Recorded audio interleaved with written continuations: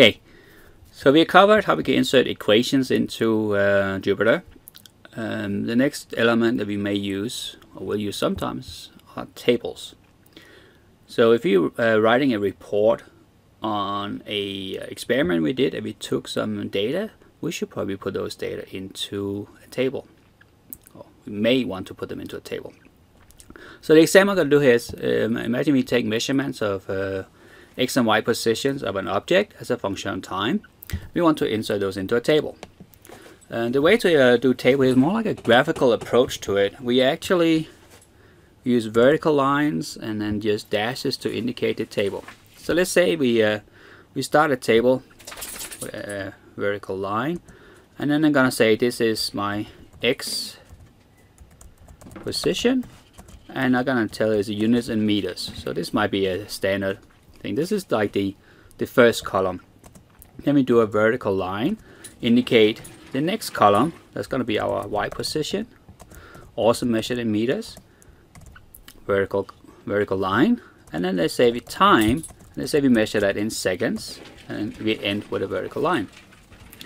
Now what we do next is then we kind of line it up in terms of telling Jupyter that this is going to be a table, because if we just execute this here, it will just execute what it pretty much says. So let's try and just execute it. Okay, it does not look like a table, right?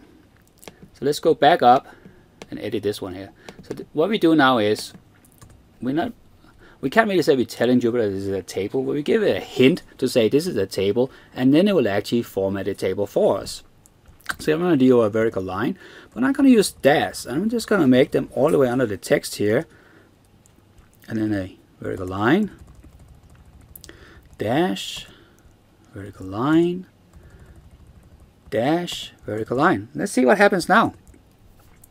It took that, Jupyter took that as interpret it as a, oh, they want to make a table. So great, we now have our table to start with. But let's just build onto it so it looks a little bit more right. X position, let's say we're starting at 4 meters, and then we do a vertical line here, and they say this is 3 meters, vertical line, and this is at 1 second. Vertical line. Let's see how that looks like. Now you can see it implements these numbers, so we did insert. Even give it a color too. I did not specify that. It's a kind of like a default setup. I can do another measurement, 4.2, 3. Let's say it goes down maybe. Let's say this is 2. Okay, let's try that. And so forth. So now we can just populate our table all the values. This is a very simplistic way. There's a lot more work you do with a table, so you can make different colors. You can like left aligned, center aligned, right aligned, bold, and so forth. And all these things, if that's something we decide we want to use or want to need, then at that time we can Google it and see how we can do it.